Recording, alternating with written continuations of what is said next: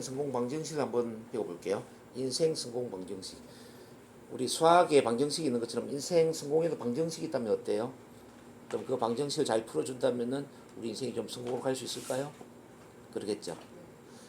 그래서 이제 이거는 여러 성공학자들과 또 NLP 전문가들과 이렇게 이제 역사적으로 또 성공한 사람들을 또 연구를 해본 결과를 토대로 공식을 한번 만들어 본 거예요. 이렇게 하면은 성공을 하더라라는 거죠.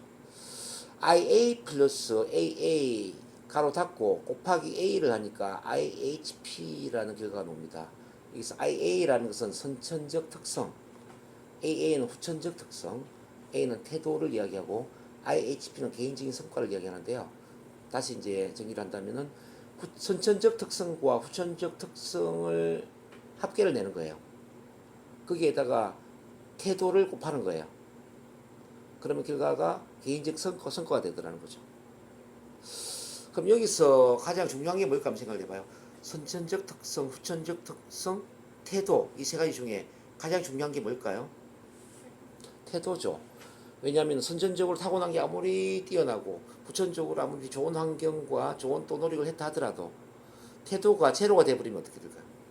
태도가 제로가 되면 곱하기니까 개인적인 성과는 제로가 되겠죠. 근데 이제 비록 선천적으로 타고난 게 좀 부족하고 후천적으로 또 주어진 것도 좀 부족하다 할지라도 태도가 긍정적이라면, 태도가 100이라면은 곱하기를 하니까 개인적인 성과는 더 올라간다 이 말이죠. 그래서 태도가 모든 걸 결정한다는 이야기예요. 태도가 모든 걸 결정한다. 그래서 attitude's everything이라고 이야기하는 거죠. 자, 태도는 모든 것이다. 그럼 이 태도가 이렇게 중요한데 미국의 심리학의 아버지인 그 윌리엄 제임스도 이런 이야기를 했죠. 20세기 가장 위대한 발견은 인간이 마음의 태도를 바꾸는 것만으로 문명마저 바꿀 수 있다는 것에 대한 발견이다 그랬어요.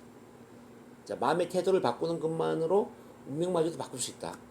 이렇게 이야기를 했다는 거죠. 그만큼 이제 마음의 태도가 중요한데, 그럼 이 마음의 태도를 100으로 만들기 위한, 최상으로 만들기 위한 가장 중요한 비결이 뭐냐 이걸 이제 아셔야 되죠. 그럼 태도를 만드는 힘이 뭐냐 보니까요. 태도를 만드는 힘은 바로 기대라는 거죠. 기대 뭐야? 나는 잘 될 것이다. 나는 성공할 것이다. 나는 모든 걸 이룰 것이다.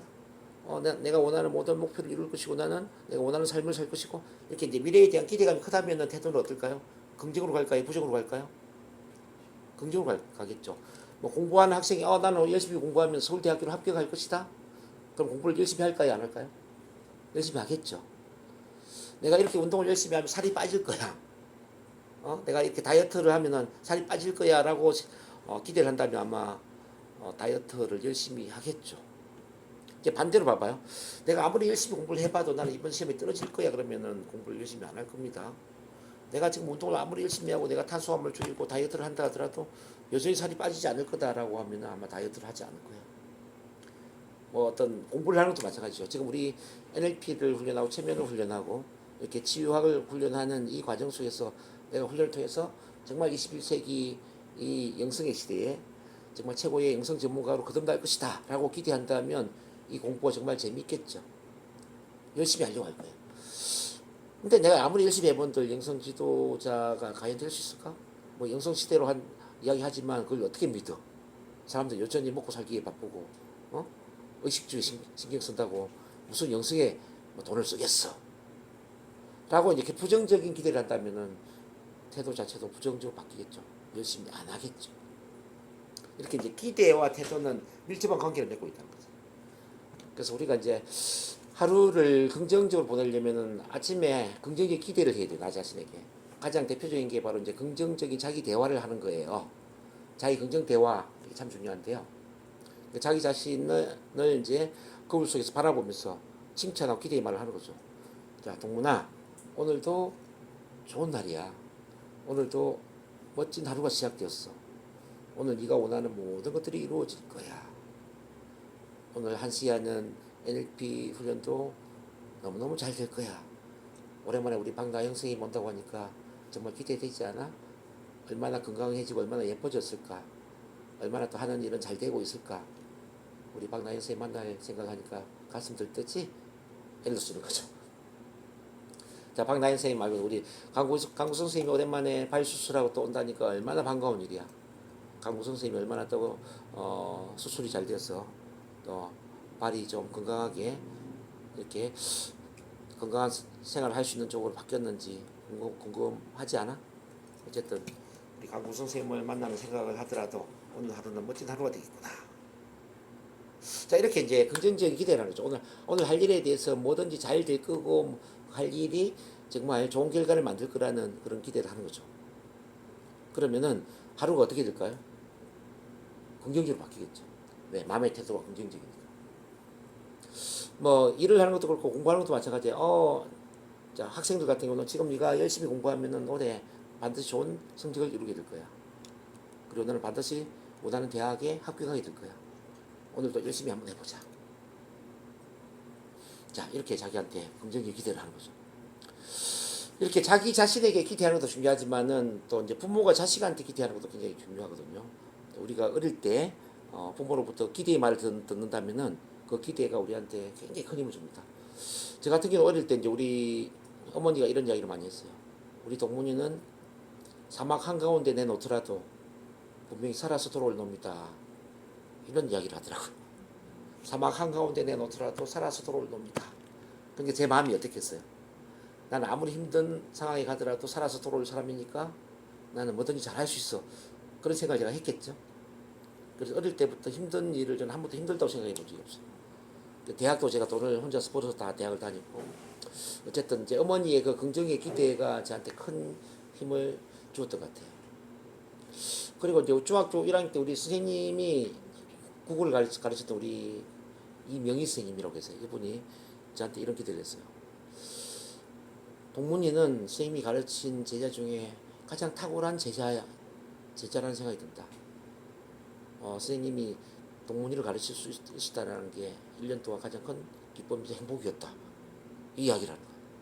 너는 나의 제자 중에 가장 훌륭한 제자다. 나의 친동생으로 삼고 싶다. 막 이런 얘기까지 했어요.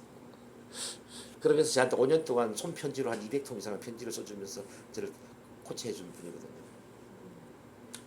이렇게 이제 선생님으로부터 긍정의 기대를 받았잖아요. 그래서 제 마음이 어떻겠냐고. 근데 이제 하버드 대생 출신의 100명의 성공자를 연구를 해보니까요. 이 사람들 어떻게 해서 성공자가 됐을까 보니까 이분 또한 이렇게 만 18세 이전에 굉장히 기대를 해준 그런 멘토 역할을 한 사람이 있었다는 거죠. 자, 너는 크면 훌륭한 의사가 될 것 같다. 너는 말을 잘하니까 크면은 뭐 방송 아나운서나 성우가 될 수 있을 거야. 뭐 이와 같이.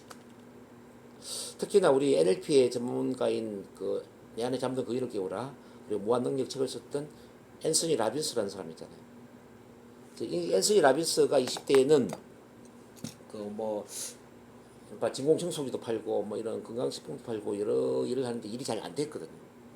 그래서 이제 옥상에 다락방에 있는 그 욕조에 설거지를 하면서 자기 신체 타령을 해요. 아, 이렇게 살았으면 뭐해? 차라리 저 빌딩 아래로 떨어져서 죽는 게 더 낫지. 그렇게 막 그 자살 충동까지 느끼면서 힘들어하는 그 상황에 문득 머리에 스쳐 지나가는 어떤 과거의 생각이 있었어요.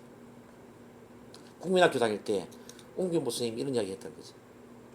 자, 라빈스, 자네는 우리 웅변부 학생은 아니지만 말을 너무너무 잘하니까 이번 주에 개최하는 우리 웅변부 대회에 한번 출전해보지 않겠나?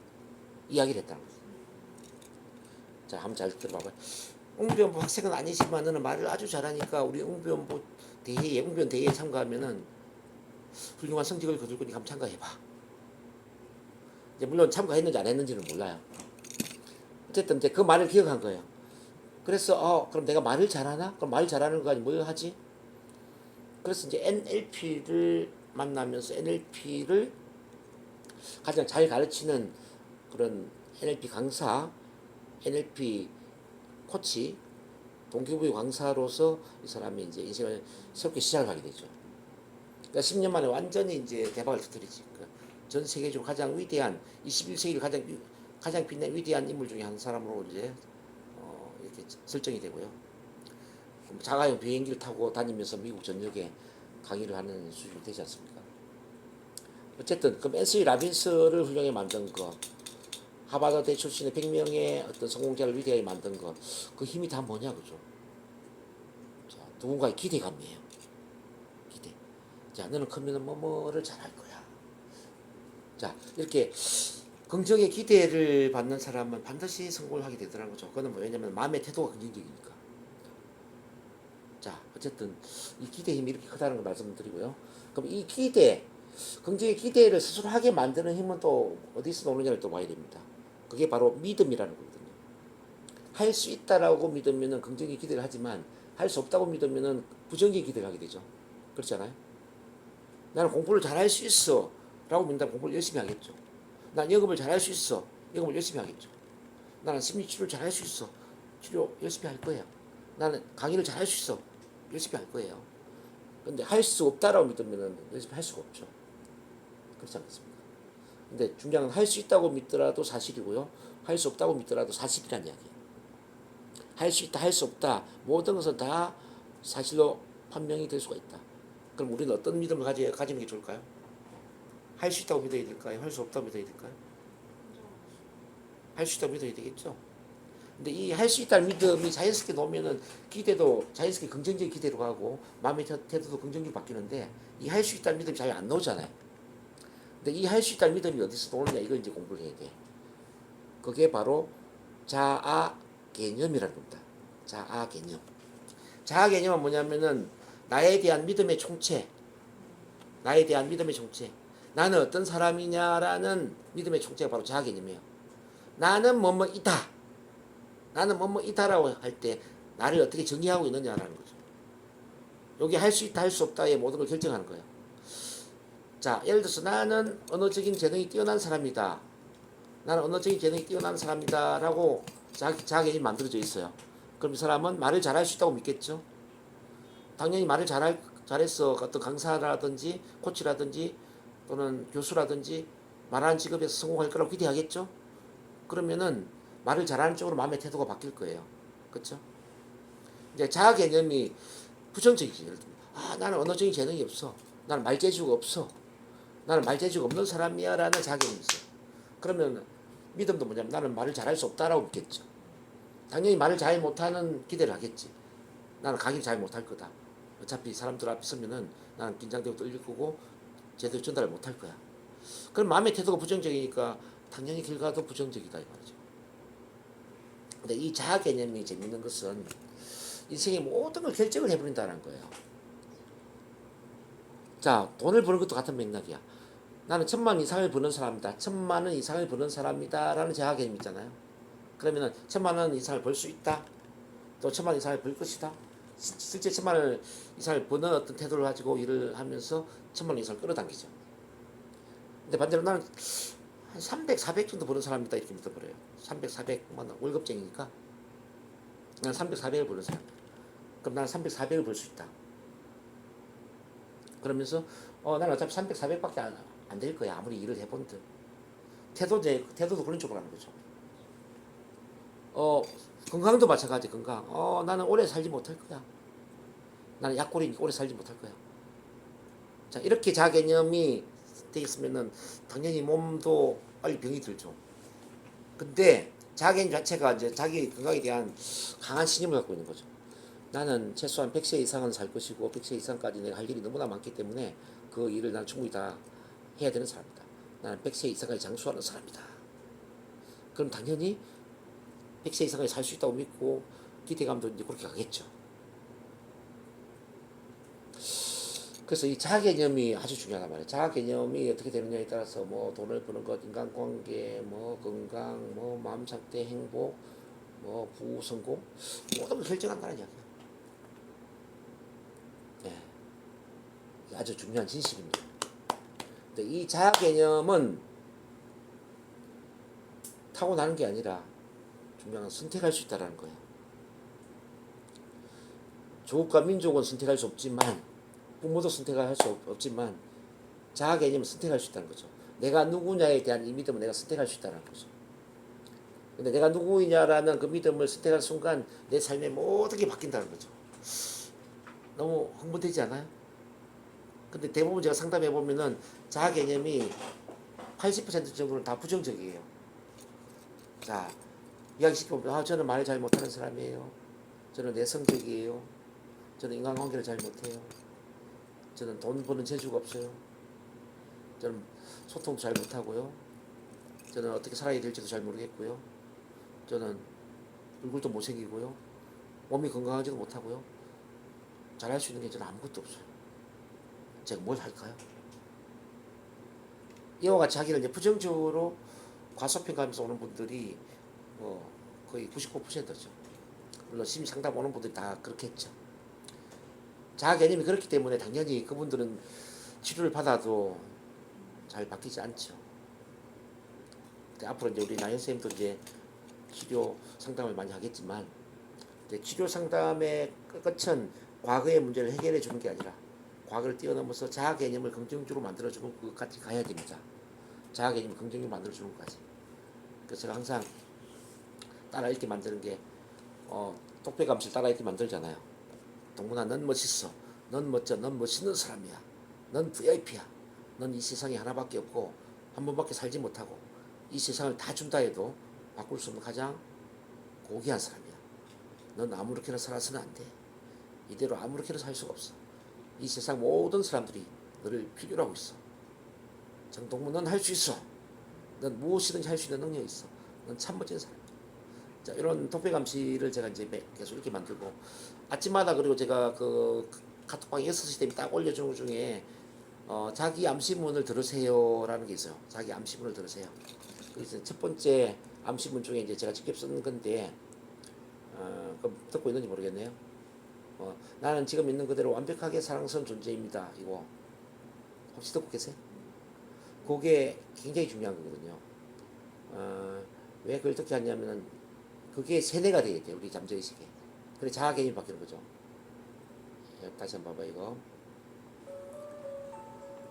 이건 제가 지금 있는 그대로 완벽하게 사랑스러운 존재입니다. 듣고 계세요 우리 강구성 원장님?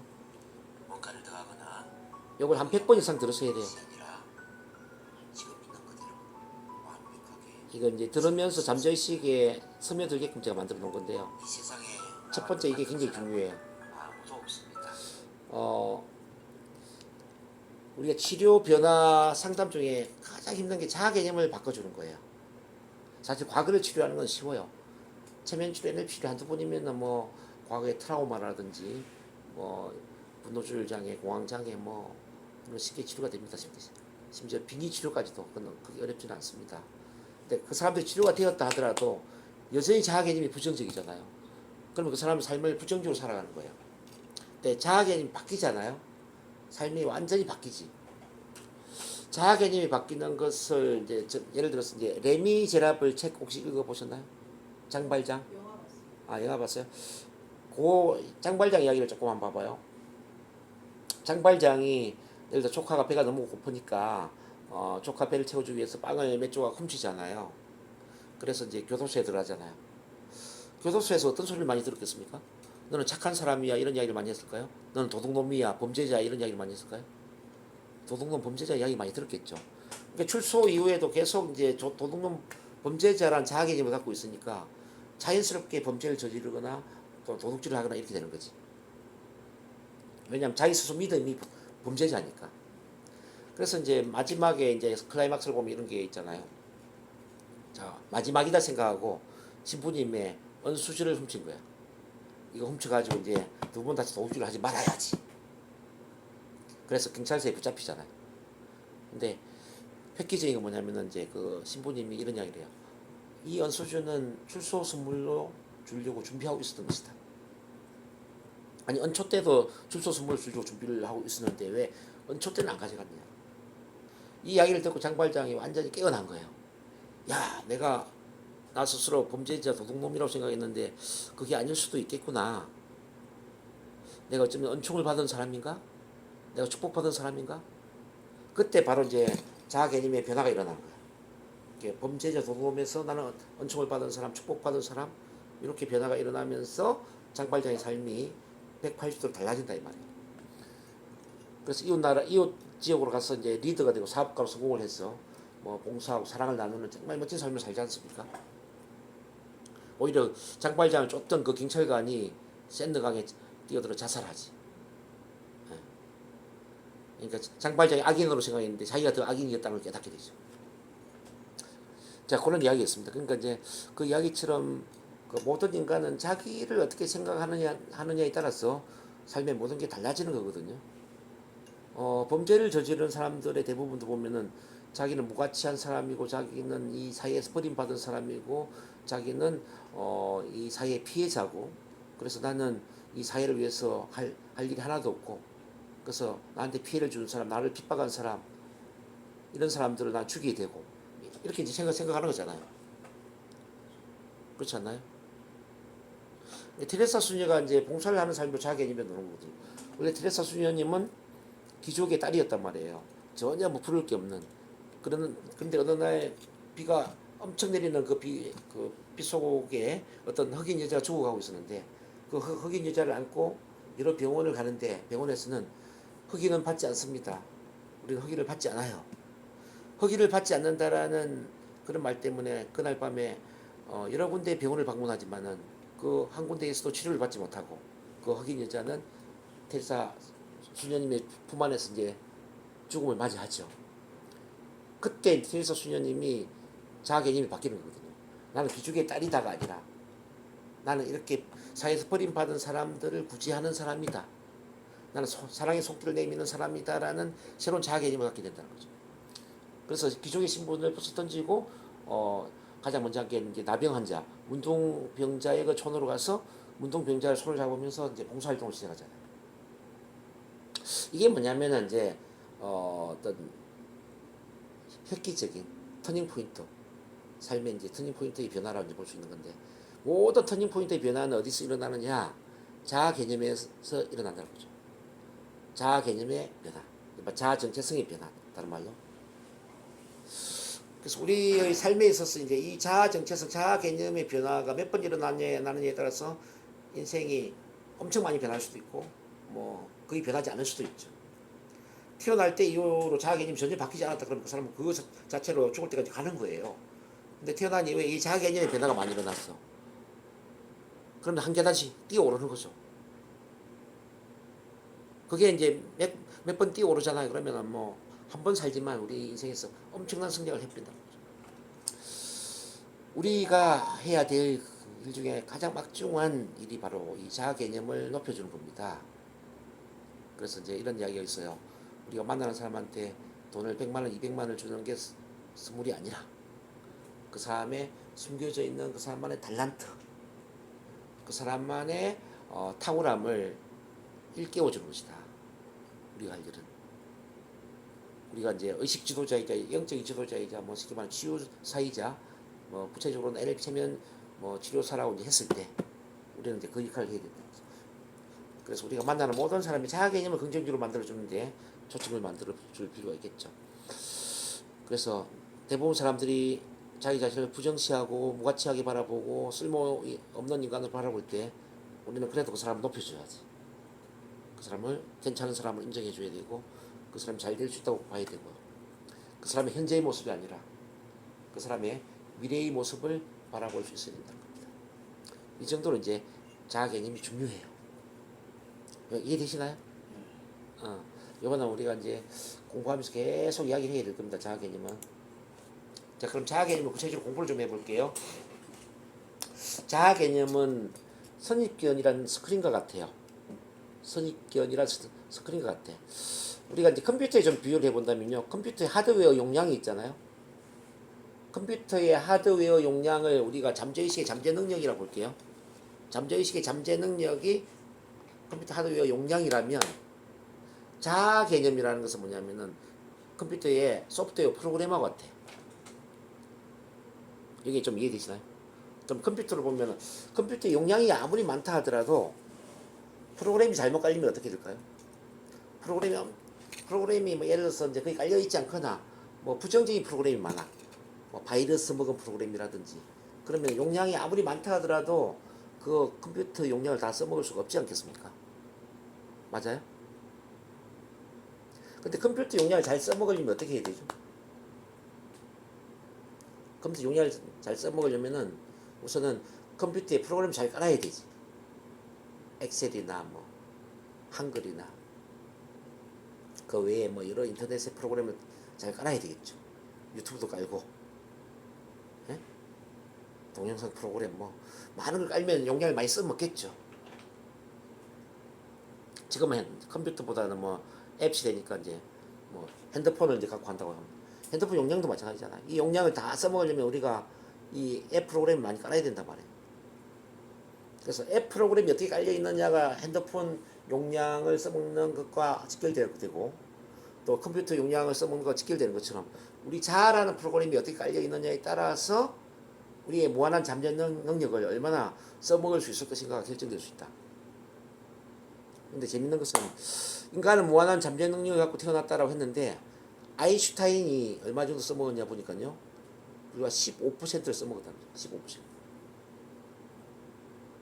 근데 일반적인 사람은 얼마나 써먹었을까요? 일반적인 사람, 평범한 사람. 자기 능력에 2에서 5% 써먹는다는 거죠. 2에서 5%. 그 이야기는 그만큼 일반적인 사람들은 그 소프트웨어 프로그램, 이런 자아 프로그램이 부정적이라는 거죠. 그래서 우리가 이제 갖고 있는 이 잠재 능력을 최대한 많이 써먹기 위해서, 최대한 발휘하기 위해서 해야 될 일이 뭐냐면은 우리 자아를 긍정적으로 만들어야 된다는 거예요. 그래서 이제 앤서니 라빈스가 이런 이야기 하는 겁니다. 인생 최대의 실수를 한다면, 죽을 때까지 인생 최대의 실수를 한다면 당신 자기 자신을 최대로 과대평가하는 실수를 해야 된다. 죽을 때까지 내가 목숨이 지장이 없는 한 정말 최고로 실수를 하고 싶고, 그 실수를 한다면 당신 자신을 터무니없이 과대평가하는 실수를 저질러야 한다. 이 말에 대해서 어떻게 생각하세요?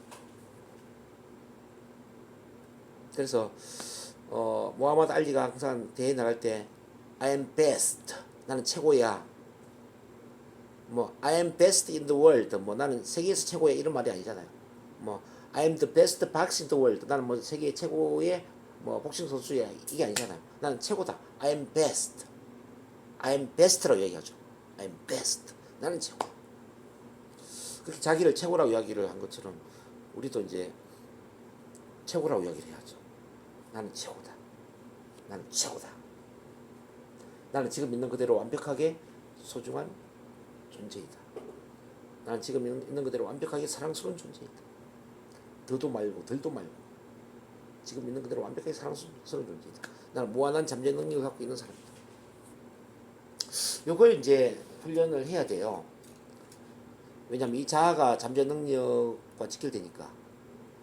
그리고 이제 우리가 이제 영적인 훈련을 해보면은 우리는 누구나 사랑의 불꽃에서 왔단 말입니다. 사랑의 불꽃. 나는 사랑의 불꽃이고 나는 사랑 그 자체일 수가 있어요. 자, 우리가 죽으면 몸은 다 사라질 거 아니에요. 남아있는 게 뭐죠? 영혼이죠. 영혼의 고향은 뭐죠? 바로 광명의 세계예요. 광명, 빛. 즉 사랑의 빛이죠. 우리는 그 사랑의 빛으로 돌아간단 말이죠. 우리는 그 사랑의 빛이 몸을 가지고 이 세상에 온 거지. 그래서 우리 모든 사람 가슴 깊숙한 곳에 밝은 빛의 점이 있죠. 다음에 치료할 때도 이제 그 빛 명상을 많이 해야 될 텐데, 자, 눈을 감고 상상을 하면은 이 가슴 깊숙한 곳에 밝은 빛의 점이 있단 말이에요. 마치 태양이 있는 것처럼 이 태양이 내 가슴 깊숙한 곳에 빛나고 있는 거죠. 이게 뭐냐면 사랑이거든, 사랑. 자기를 이렇게 이제 사랑의 불꽃, 사랑 그 자체로 믿어버리면은 뭐 자기를 부정적으로 볼 이유가 없죠.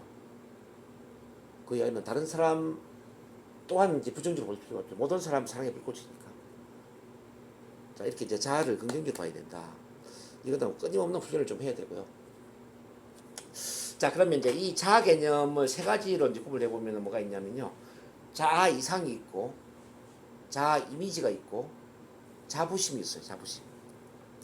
자아 이상은 어떤 거냐면은 이상적으로 생각하는 나의 미래의 모습이에요. 이상적으로 생각하는 나의 미래의 모습. 앞으로 나 5년 이후, 10년 이후의 모습이 내가 괜찮을 것 같아. 뭐 5년 이후, 10년 이후도 뭐 그저 그런 것 같아. 자, 이 차이를 이제 보셔야 돼요. 어때요? 우리 나영 선생님은 앞으로 5년, 10년 이후를 생각하면은 우리 나영 쌤 미래가 어떻게 느껴져요? 너무너무 잘 될 것 같아요. 5년, 10년 이후 너무 잘 될 것 같아. 그러면 자아 이상이 긍정적인 거죠.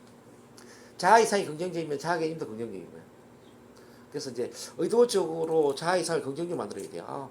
5년, 10년 이후 내가 멋진 NLP 최면 치료 전문가가 되어 있구나. 내 상담센터에서는 사람들이 줄을 잇고 있구나. 줄 서서 들어오고 있구나. 내 통장에 돈이 수북이 쌓이고 있구나. 뭐 이런 이제 긍정적인 상상을 하고 자기 암시를 할 필요 있죠. 그래서 자아 이상이 높아지지.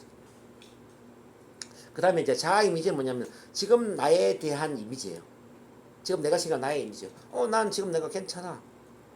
지금 내가 생각할 때 나는 뭐 문제 없어. 지금 이대로 나는 충분히 괜찮은 사람이야. 지금 있는 것대로 나는 충분히 사랑스러운 존재야. 자기 스스로 지금 어떻게 생각하느냐 이거죠. 지금 현재는 어때요, 우리 나영 선생님?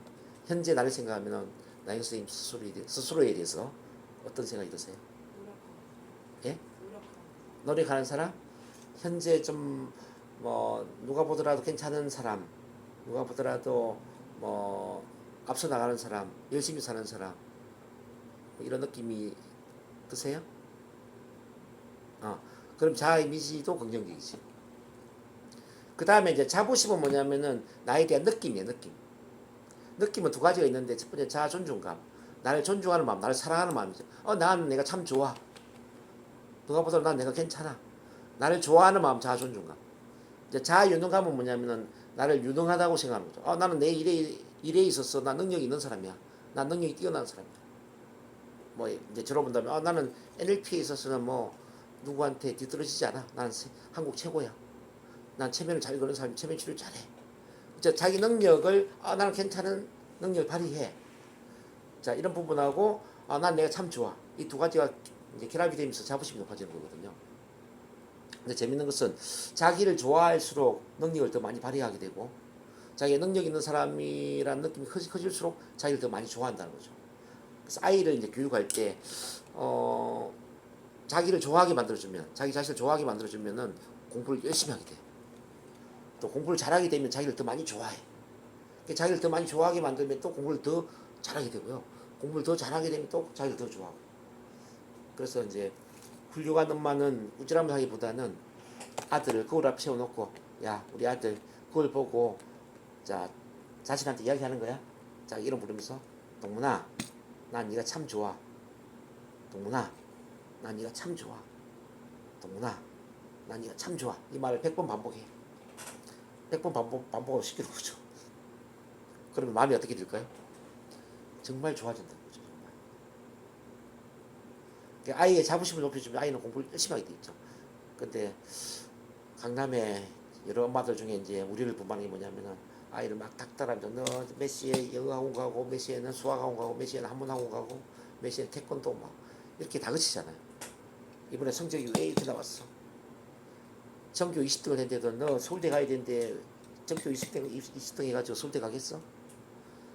그러니까 이제 그 아들은 성적표를 고쳤지. 전교 한 100등 되는데 전교 20등 고치고. 근데 전교 20등 고쳤는데도 밤새도록 엄마한테 우지람 듣고 막 몽둥이로 막 엉덩이 두들 맞고 막 그랬죠. 그렇게 몇 달 하다 보니까 나는 서울대를 가는 것도 힘들고 전교 20등도 20등 그냥 뭐 전교 100등 하는 것도 겨우 하고 있는데 내가 어떻게 전교 10등 안으로 들어와. 서울대는 어떻게 들어가. 결국 자기 엄마를 죽여버리거든요. 한 달 동안 자기 엄마를 방 안에 이제 죽은 상태로 이제 이불에 싸놓고 냄새 나니까 물론 이제 바르고 엄마 시체와 함께 한 달 동안 살다가 나중에 발각이 됐죠. 그게 몇 년 전에 일어난 일이죠. 기억나세요? 그런 유사한 사건이 그게 서울 강남에서 일어난 일이잖아. 자, 이게 뭐냐면은 엄마들이 자존감이 떨어지니까 자존감이 떨어진 엄마는 자녀의 자존감을 또 떨어지게 만들거든요. 자존감이 높은 엄마는 자녀의 자존감을 올려주지만 그렇잖아요. 근데 그 엄마는 대표적으로 이제 그렇게 있었죠. 남편하고 이혼하고 아들을 키우면서 아들을 통해서 보상받고 싶었지. 그래서 아들을 막 기계적으로 자기 욕구를 채울 수 있는 그런 대상으로 봤죠. 근데 이제 훌륭한 엄마일수록 자녀를 다그치는 게 아니라 자녀의 자존감을 키워주는 거죠. 자, 수용해주고 존중해주고 공감해주고 너는 잘할 수 있다라고 기대해주고. 저는 우리 딸한테 이렇게 해요. 뭐 좀 기말고사 시험이라고 저번에 전화가 왔어요. 그래서 우리 딸 공부 어떻게 하고 있어? 아, 공부 어떻게 해야 될지 모르겠어요. 뭐 기초가 약해가지고 뭐 지금 놀고 있어요. 아, 그래? 그래도 저기 최선을 다해야 돼. 나중에 하다 안 되는 건 괜찮지만 최선을 다하지 않고 후회하면 안 돼. 아빠는 우리 딸이 공부를 못하더라도 사랑하니까 공부 못하고 성적 안 나오는 거는 전혀 상관이 없어. 근데 열심히 최선을 다하지 않는 거는 아빠도 뭐라고 하고 싶다고. 이렇게 이야기하니까 아, 알았어요 하면서 이제 공부를 열심히 하더라고요. 근데 이제 저는 이제 받아주는 주는 입장이거든요. 뭐 공부 못하면 어때? 뭐 대학 못 들어가면은 뭐 취직하면 되지 뭐. 아니 또 뭐 대학을 꼭 20대 가야 되는 건 아니잖아요. 30대 40대 가도 되잖아요. 그렇지 않나요? 그렇잖아요. 뭐 그래서 우리 딸한테 그런 이야기해요. 꼭 대학 가야만 잘 사는 거 아니다. 아빠 친구 중에서도 고등학교 출신인데 대학 나온 친구보다 더 잘 사는 친구도 많고, 뭐 서울대 나왔는데도 뭐 지금도 이제 실패 인생을 사는 친구도 있고, 꼭 학교가 모든 건 아니니까 또 공부가 모든 건 아니니까 너무 거기에 몰입하지 말아라. 이 딸이 꼴찌를 하더라도 괜찮다. 이렇게 이야기를 하죠. 어쨌든 이렇게 이제 받아주면서 자녀의 자존감을 높여주는 것. 요게 자녀가 스스로 또 공부도 열심히 하고 유능해지고 이렇게 이제 자아개념이 긍정적으로 바뀔 겁니다. 부모가 할 수 있는 자녀한테 줄 수 있는 최고의 선물은 바로 자녀의 자존감을 높여주면서 자아개념을 긍정적으로 바꿔주는 거죠. 저 또한 우리 엄마가 우리 동문이는 사막 한가운데 내놓더라도 살아서 돌아올 놈이다라는 그 말씀을 통해서 어릴 때부터 제 자존감을 높여준 거죠. 근데 제가 연구해 보니까 만 18세 이전에 한 명 이상의 이렇게 자존감을 높여주고 정말 있는 그대로 수용, 존중, 공감을 하면서 멋진 미래에 대한 기대를 해준 한 분 이상의 멘토가 있다면 그 사람은 반드시 성공을 합니다. 반드시 성공합니다. 근데 우리가 상담하는 대부분의 사람들은 그런 사람이 없었기 때문에, 그런 멘토를 만나지 못했기 때문에 자존감이 떨어져서 여러 마음의 문제가 생기는 사람들이었죠. 어쨌든 그렇고 이제 자아개념의 규칙을 잠깐 보면요, 스스로를 사랑하지 않으면 다른 사람을 사랑할 수 없다라는 거예요. 자신이 갖지 않은 걸 남에게 줄 수는 없다라는 거예요. 자, 이건 사랑도 우리가 가져야만, 소유해야만 다른 사람한테 줄 수 있다는 거예요. 그렇지 않습니까? 이거는 우리가 이제 그 큰 아들, 작은 아들한테 장난감을 하나를 사줘 봐. 그러면 어떻게 되죠? 그 장난감을 큰 아들이 독점을 하죠. 근데 큰 아들이 장난감을 동생한테 물려주는 시점이 있거든요. 충분히 갖고 놀다가 실정이 나면 동생한테 물려줘. 즉 충분히 소유하게 되면 물려줄 수 있단 말이죠. 사랑도 똑같아요. 나를 충분히 사랑하면 남들한테 사랑을 물려주는 거야. 즉 나를 충분히 사랑하면 남들도 사랑하게 된다 이 말이에요. 사랑이 넘쳐야 된다는 얘기지. 근데 내한테 사랑이 충분히 넘치지 않는데 다른 사람을 진심으로 사랑한다? 이게 쉽지 않아요. 그런 점에서 자기 자신을 사랑하지 않으면 남을 사랑할 수가 없다. 연애를 하는 것도 같은 맥락이에요. 나를 충분히 사랑하지 않는데 뭐 예를 들어서 연애를 해요. 그러면은 파트너한테 집착을 하죠. 내 부족한 사랑을 파트너가 채워주기를 원하죠. 집착적인 사랑을 하는 거죠. 막 의심을 한다든지 시기 질투를 한다든지 사랑이 안달하는 그런 모습을 보이죠. 근데 이제 사랑이 충분히 채워지면은 사랑을 받기를 원하지 않아요. 사랑을 오로지 주고자 하죠. 주고자 하는 게 뭐예요? 자, 먼저 이해하고, 먼저 수용하고, 먼저 존중하고, 먼저 공감하고, 먼저 주는 거죠. 모든 건 먼저 주어야만 돌려받을 수 있거든요. 이 세상의 모든 원리가 그래. 먼저 주어야만 돌려받는 거예요. 근데 많은 분들은 나한테 줘봐, 그럼 내가 줄 테니까 이런 식이죠. 특히 부부관계는 그래. 당신이 먼저 바뀌어봐봐, 그럼 내가 바뀔 테니까. 그렇잖아요. 당신이 먼저 좀 일찍 집에 들어와, 그럼 내가 집안 살림 잘할 테니까. 그러지 않아요? 탓을 하잖아요. 당신이 문제가 있으니까 내가 문제가 되지. 당신이 먼저 달라져야 내가 달라지지. 근데 그렇지가 않아요. 내가 먼저 달라지면 상대방도 달라지잖아.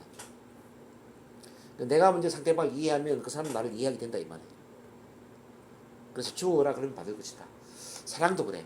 상대방이 먼저 사랑을 주기를 기다리는 게 아니라 내가 먼저 사랑을 줘야 되는데 근데 내가 줄 수 있는 사랑이 없어. 그럼 못 주잖아요. 그런 점에서 나를 있는 그대로 사랑해야 된다. 있는 그대로 사랑하면 자연스럽게 사랑이 넘쳐나서 상대방한테 주어지는 거예요. 그렇습니다. 그래서 자기를 그런 점에서 있는 그대로 사랑해야 된다. 그래야만 상대방한테 사랑을 줄 수 있고 또 사랑을 돌려받을 수 있고 그렇죠. 그다음 이번에 스스로를 좋아하지도 사랑하지도 존경하지도 않는데 다른 사람이 나를 좋아하거나 사랑해 줄 수는 없다. 이것도 참 중요한 이야기인데 나를 대하는 방식이 상대방이 나를 대하는 방식을 결정한다는 이야기. 내가 나를 대하는 방식이 부정적이에요. 그럼 다른 사람도 나를 부정적으로 보죠. 내가 나를 무시해. 그럼 다른 사람도 나를 무시하는 거예요. 내가 나를 믿지 못해. 다른 사람도 나를 믿지 못하겠죠. 내가 나의 어떤 단점이나 부족한 점을 내가 창피하게 생각해. 그럼 다른 사람도 나를 그렇게 창피하게 생각하겠죠. 근데 반대로 있잖아요. 내가 나를 있는 그대로 받아들이고 사랑하는 거예요. 있는 그대로. 그러면 다른 사람도 나를 있는 그대로 받아들이고 사랑하는 거예요. 나의 단점, 부족한 점을 내가 받아들이고 사랑해. 그럼 상대방도 나를 있는 그대로 받아들이고 사랑해. 이해되시나요? 발표할 때도 보면 어떤 사람은 긴장하면 안 돼. 내가 이게 긴장 떨리면 남들이 어떻게 생각하겠어? 이거 창피해. 나 이거 없어졌으면 좋겠어. 이 긴장 떨리면 집착을 해요. 그럼 다른 사람도 긴장 떨림에 대해서 이상하게 생각. 저 사람 왜 저렇게 떨지? 긴장해? 이렇게 생각하겠죠. 근데 똑같은 긴장 떨림이 있는데 어떤 사람은 뭐 긴장하는 게 어때? 뭐 긴장할 수 있지. 뭐 경험을 많이 쌓으면 긴장 떨림이 없어지겠지. 처음 발표하는 사람이 어떻게 처음부터 잘해? 난 상관 안 해. 내가 어떤 이야기를 하느냐가 중요하지. 이렇게 자기가 긴장 떨림을 받아들여요. 그러면 다른 사람도 그 긴장 떨림을 있는 그대로 받아들인다. 그래서 내가 나를 먼저 받아들여야 되고 내가 나를 먼저 존경해야 되고 내가 먼저 나를 수용해야 되고 나를 있는 그대로 이렇게 다 받아들이고 이해하고 존중하고 수용하다 보면 다른 사람들은 그냥 나를 받아들이고 또 수용 존중하게 된다는 거죠. 요점 이해되시나요? 자, 요것부터는 조금 이따가 제가